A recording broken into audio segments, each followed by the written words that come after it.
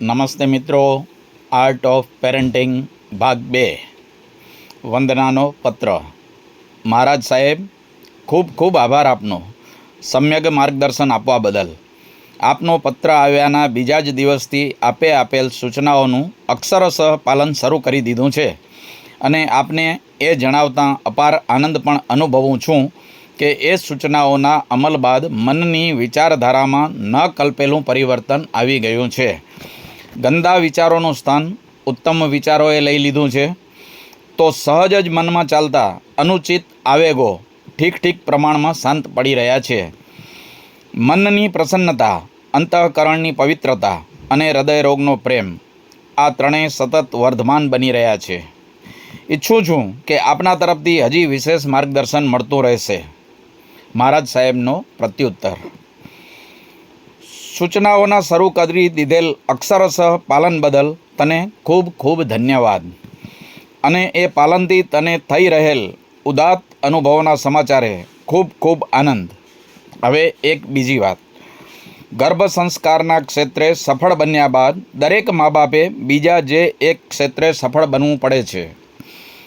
એક ક્ષેત્રનું નામ છે ગૃહ સંસ્કાર. યાદ રાખજે તું આ વાત, કે બાળકના જીવન પર ઉપદેશની અસર એટલી નથી થતી જેટલી ઉદાહરણની થાય છે. બાળકને તમે શું સંભળાવો છો એ ગૌણ છે, પણ શું દેખાડો છો એ ખૂબ મહત્ત્વનું છે. એના આધારે પોતાનું જીવન બનાવવાનું નથી, પણ પોતાને શું જોવા મળ્યું છે એના આધારે પોતાનું જીવન બનાવવાનું છે. વર્ષો પૂર્વે મારા એક સાધુ મુંબઈના અતિ ધનાઢ્ય ગણાતા વિસ્તારમાં એક ઘરે રવિવારે સવારના ગોચરી વહોરવા પહોંચી ગયા, અર્થાત ભિક્ષા લેવા ગયા. સાધુ રસોડામાં જઈને ઊભા તો રહ્યા, પણ ત્યાં એમને જે જોવા મળ્યું એ જોઈને સ્તબ્ધ થઈ ગયા. 10 વર્ષનો બાબો અને 8 વર્ષની બેબી એકબીજાની કમરમાં હાથ નાખીને ડાન્સ કરી રહ્યા હતા. સાધુ ભગવંતે રસોડામાં ભિક્ષા વહોરાવવા ઊભેલા બહેનને કહ્યું, બહેન, આ બાળકોને ડાન્સ કરતાં તમે રોકો તો ખરા. મહારાજ સાહેબ, સી રીતે રોકું? એમના મમ્મી પપ્પા અત્યારે અંદરના રૂમમાં ડાન્સ કરી રહ્યા છે. વંદના, આ પ્રસંગ પર કોઈ ટિપ્પણીની તને જરૂર છે ખરી? મહારાજ સાહેબ, આપના ગત પત્રે મને રીતસરની ખડભડાવી દીધી છે. બાળકના જીવનના ઉપદેશની નહીં, ઉદાહરણની વધુ અસર થાય છે. આપની વાત અને એને પુરવાર કરતું આપે આપેલ સત્ય દ્રષ્ટાંત, એ બંનેએ મને વિચાર કરતી કરી દીધી છે. કબૂલ, મારા ઘરના વાતાવરણમાં એવી કોઈ કલુષિતતા નથી, છતાં એવી કોઈ નિર્મળતા અને પવિત્રતા પણ નથી, એ એક હકીકત છે. સંયુક્ત કુટુંબમાં અમે રહીએ છીએ. રાતના 10-12 વાગ્યા સુધી ઘરમાં ટીવી ચાલુ હોય છે. જેઠના 2 દીકરા રાતના 2 વાગે મિત્રો સાથે રખડીને ઘરે આવે છે. જેઠાણીની યુવા દીકરી પોતાના યુવક મિત્ર સાથે અમારા સૌની હાજરીમાં જ મોબાઈલના માધ્યમથી કલાકો સુધી ગપ્પાઓ લગાવતી રહે છે. હું પોતે અવારનવાર કિટી પાર્ટીઓમાં ફરતી રહું છું. હું અને વંદન ઘણીવાર રાતના મોડે સુધી ઘરની બહાર અમારા મિત્રો સાથે ભટકતા હોઈએ છીએ. આપના લખવા મુજબ ઘરનું વાતાવરણ જો બાળક માટે આલંબનભૂત બન્યું રહેવાનું હોય તો કહેવા દો મને, કે મારે મારા આવનાર બાળક માટે અમારા ઘરનું વાતાવરણ બદલવું પડશે, જે સારું તો નથી જ, સંસ્કાર સભર તો નથી જ, ઉદાત્ત તો નથી જ, બીજાઓને દાખલો લેવાનું મન થાય તેવું તો નથી જ. મારે શું કરવું? મહારાજ સાહેબનો પ્રત્યુત્તર. યાદ રાખજે એક નક્કર વાસ્તવિકતા, કે આચારના ઘડતરમાં વિચારોનો ફાળો ભલે મહત્ત્વનો હોય, પણ વિચારના ઘડતરમાં તો વાતાવરણનો ફાળો જ મહત્ત્વનો હોય છે.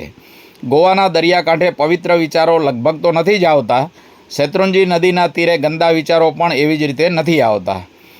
31મી ડિસેમ્બરની રાત્રે પ્રભુ ભક્તિમાં ઝૂમવાનું મન લગભગ કોઈને થતું નથી, તો દિવાળીના પ્રભુવીરના નિર્વાણ કલ્યાણકની રાત્રે વાસનામાં નગ્ન નૃત્યો વિચારવાના ખ્યાલ લગભગ આવતા નથી.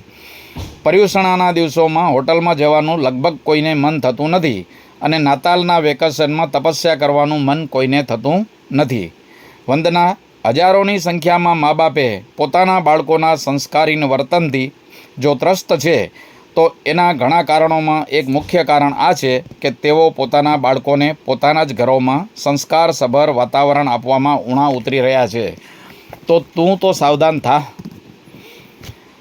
મહારાજ સાહેબ, આપનો પત્ર વાંચ્યા પછી હું 2 રાત સૂઈ શકી નથી. બાળકને ગર્ભ સંસ્કાર આપવામાં ગમે તેટલી સફળ બન્યા પછી ગૃહ સંસ્કાર આપવાની બાબતમાં જો હું ઊણી ઉતરીશ તો બાળકના જીવનને સંસ્કારસભર રાખવામાં મને સફળતા નહીં જ મળે. એ બાબતમાં મને કોઈ જ શંકા નથી. એક વાત આપને જણાવું, આપની સાથે પત્ર વ્યવહાર ભલે મેં શરૂ કર્યો, પણ મારા આપના પરના પત્રો અને મારા પર આવતા આપના પત્રો અમારા કુટુંબના બધા જ સભ્યોએ સાથે બેસીને વાંચવાના શરૂ કર્યા છે. અને ગૃહ સંસ્કારને કેન્દ્રમાં રાખીને આપે લખેલ છેલ્લા 2 પત્રો વાંચ્યા પછી મારા જેઠ જેઠાણીએ અને અમે બંનેએ ઘરના ગલત વાતાવરણમાં સુધારો લાવવાના થોડા પણ નક્કર પ્રયાસો કર્યા છે. છતાં આ બાબતમાં પરિવારના દરેક સભ્યો સહજ સંમત થઈ જાય એવું નક્કર માર્ગદર્શન આપવાની મારી આપને વિનંતી છે. મહારાજ સાહેબનો પ્રત્યુત્તર. વંદના. ચાહે સરકાર હોય, સમાજ હોય, સંસ્થા હોય, તબીબી ક્ષેત્ર હોય કે વકીલાતનું ક્ષેત્ર હોય, ક્રિકેટનું ક્ષેત્ર હોય, કુસ્તીનું ક્ષેત્ર હોય, ટેનિસનું ક્ષેત્ર હોય, ઓલિમ્પિકનું ક્ષેત્ર હોય, દરેક ક્ષેત્રનું એક ચોક્કસ બંધારણ હોય છે. એક ક્ષેત્રમાં કામ કરનાર દરેકે બંધારણને આધીન રહીને જ કામ કરવાનું હોય છે. વંદના. સાચે જ જો તમે સૌએ ઘરને સંસ્કારસભર વાતાવરણથી યુક્ત બનાવી દેવાનો નિર્ણય કર્યો છે તો મારી તમને સૌને ખાસ સલાહ છે કે પ્રથમ નંબરમાં તમારા ઘરમાં એક બંધારણ બનાવી દો. પરિવારના પ્રત્યેક સભ્યએ એનું પાલન કરવું ફરજિયાત હોય. તને ખ્યાલ ન હોય તો જણાવું કે મારા પિતાજીએ અમારા ઘરમાં બનાવેલ બંધારણમાં 2 વાત ખાસ લખી હતી. 1. પરિવારના પ્રત્યેક સભ્યએ પ્રભુની પૂજા અચૂક કરવી અને 2. રાતના મોડામાં મોડા 9:30 વાગ્યા પહેલાં પરિવારના પ્રત્યેક સભ્યએ ઘરમાં આવી જ જવાનું. આજે મારા હાથમાં જો પવિત્ર એવું સંયમ જીવન છે તો એમાં બંધારણની આ બંને કલમના ચુસ્ત પાલનનો ફાળો અતિ મહત્ત્વનો છે. મારી તને ખાસ સલાહ છે, પરિવાર માટે આચાર કેન્દ્રિત એક બંધારણ વહેલી તકે બનાવી દેજે. ગૃહ સંસ્કારમાં સફળતા મળશે જ.